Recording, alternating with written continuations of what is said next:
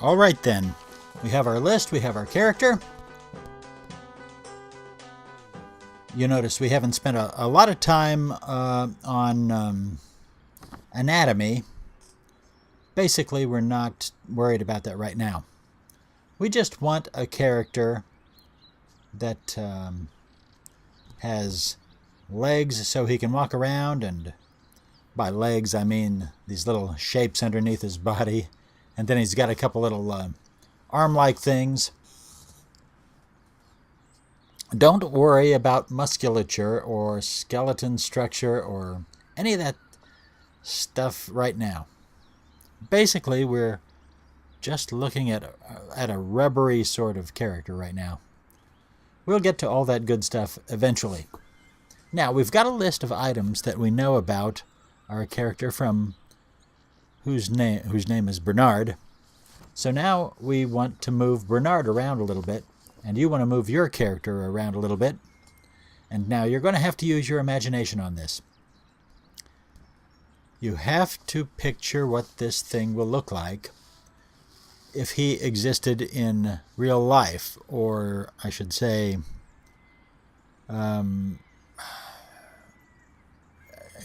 close your eyes and imagine if he was a cartoon on TV. Imagine what he would look like from the side if he was being active.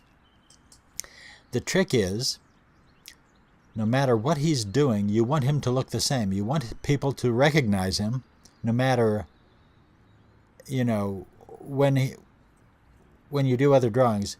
For instance, he's got a small body and a huge head here, so in the next picture, don't make him with a small head and a huge body, because that's what we would call off-model. Well, we're not using model sheets right now, but the principle is the same. We're trying to make it work. So here is, let's see. Actually, I guess we're kind of creating a model sheet here. I'm going to draw Bernard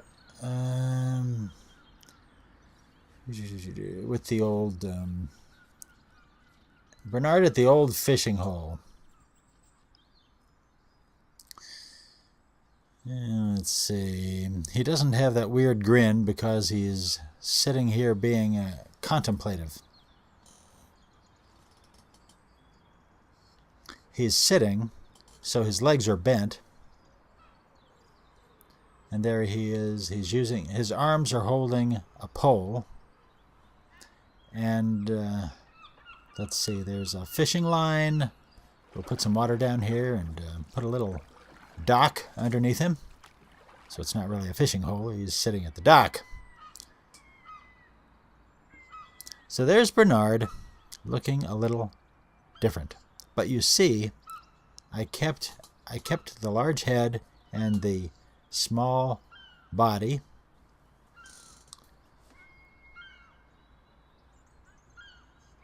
So he's still recognizable as Bernard, even though he's doing this entirely different action.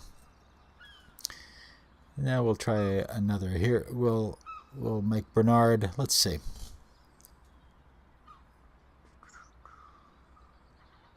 Here is Bernard again. We'll keep the same basic shape of his head, but we're looking at a side view now. Of course, there's half of his mouth. You would see half of it because you're looking at him in profile. And now you're not going to see the round glasses because basically you're looking at the edge of the lenses. So the lens, there's the lens, there's the big ear, there's the frame on the glasses. Then you can draw one eyeball on the side of his head. He's got like little 3 hairs sticking out of the top of his head, male pattern baldness thing going on. There's that little body. We'll have him running. So one leg going forward and another leg back. One leg back.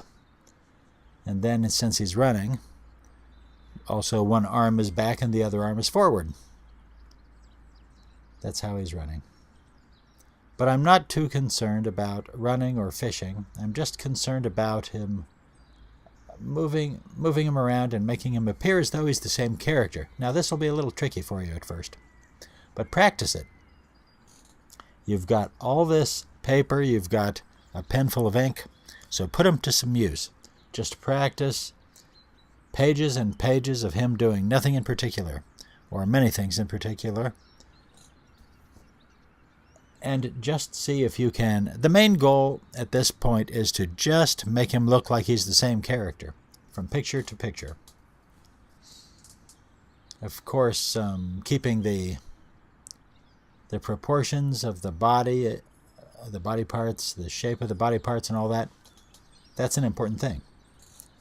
But an easier cue is to look at these little visual details like the hair, or the way the hair is designed, and the fact that he wears glasses. You know, if you want to give him a distinctive shirt, we'll put polka dots on the shirt. That's another little trick of the trade, visual trademark. There you go. That helps identify the character instantly, because eventually we will be putting additional characters in this thing, and you don't want your reader to confuse the two characters, even for an instant. So visually they have to look very different.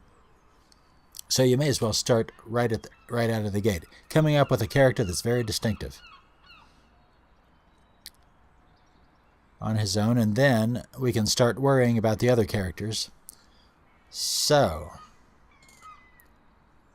let's see here. Let's have him flying like Superman. I don't know if that's something that Bernard can actually do, but for this drawing we will allow it. He's having a good time, so we will have him smiling and put some of these speed lines behind him and maybe a little cloud. See how easy it is to make it look like a sky. Just you put a couple little birds out there and voila! He's got all these talents I hadn't even dreamed of. He keeps showing these new skills. Okay, so anyway, that's it for now. Get to work. This one will take a little practice. Oh, there's the polka dots. So, all right, to work. Bye.